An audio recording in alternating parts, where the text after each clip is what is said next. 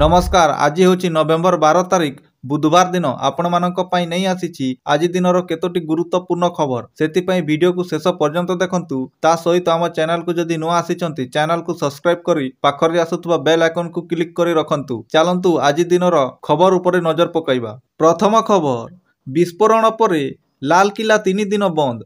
दिल्ली रे कार विस्फोरण परे लालकिला को 3 दिन बंद करा जाइछि। मिलुथिबा सूचना अनुसार भारतीय प्रत्नतत्व सर्वेक्षण लालकिला को 3 दिन बंद करने को निर्देश जारी करिछि।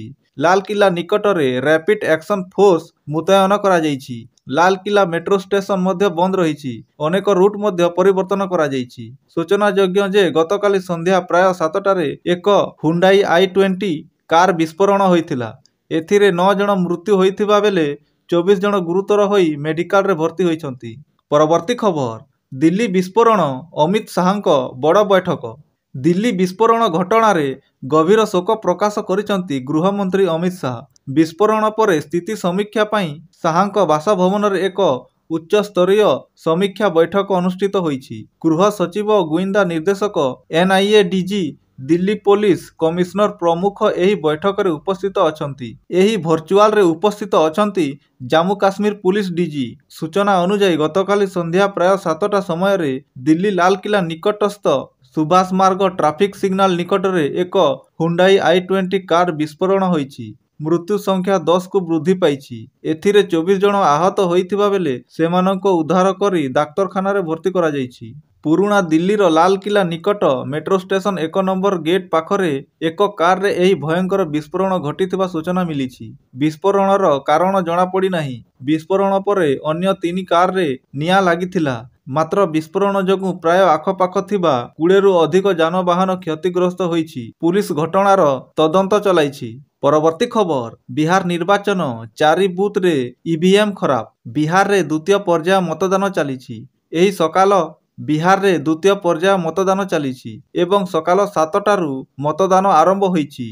122 आसन रे 1302 प्रार्थीଙ୍କ भाग्य परीक्षा हेउछि। अपराह्न 9टा सुधा 14.55 शतकड़ा 4 बूथ रे EVM खराब होइतिबा खबर मिलिछि। अपराह्न 9टा सुधा पश्चिम चंपारण रे 15.4 शतकड़ा एवं पूर्व चंपारण 14.11 शतकड़ा एवं शिवहार सीताहारी 13.49 शतकड़ा रे फुलबाणी, सुफल, आगारिया, किसानगंज, मुरजाया, काटीहार, भागलपुर रे 13.43 शतकड़ा एवं बंका जामुई 15.77 शतकड़ा, नाउआड़ा गायाजी रे 15.97 शतकड़ा मतदान होइछि। परवर्ती खबर, दिल्ली विस्फोरण परे हाई अलर्ट रे ओडिशा। भुवनेश्वर, कटक, पुरी, कोणार्क, नुआपड़ा, ब्रह्मपुर, संबलपुर, जगतसिंहपुर समेत विभिन्न जिल्ला रे पुलिस हाई अलर्ट रे रहिछि। रेल स्टेशन, बस स्टैंड, बड़ बड़ होटेल, पर्यटन स्थली एवं सर्वसाधारण स्थान रे हाई अलर्ट जारी होइछि। रेल स्टेशन रे यात्री को जांच करी छड़ा जाउछि। ए नै सूचना दैछंती DGP वाबी खुरानिया। बालीजात्रा रे हजार हजार लोके शामिल होइथिबारु सेटाकु जाई स्थितिर अनुध्यान करिसंती DGP। पुरी रे भी हाई अलर्ट जारी होइछि।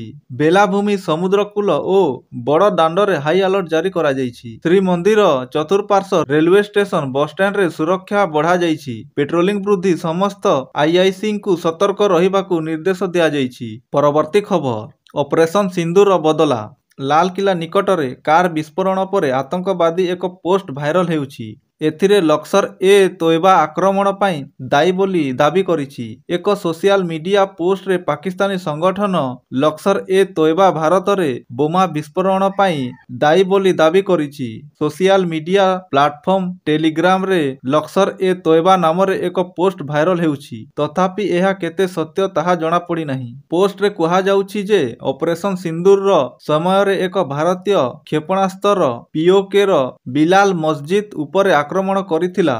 एहा ताहार प्रतिशोध बोली कहा जाउछि। पुलिस एही भाइरल पोस्ट रो तदंत करुछि। परवर्ती खबर, IPL 2024 रो मिनी लीलाम आबु धाबी रे क्रमागत द्वितीय वर्ष पई इंडियन प्रीमियर लीग रो खेलाली लीलाम विदेश रे अनुष्ठित हेबो। BCCI मध्यरु सूत्र प्रकाश करे जे IPL रो 2024 संस्करण लागी मिनी नीलाम UAE रो आबु धाबी रे अनुष्ठित हेबो।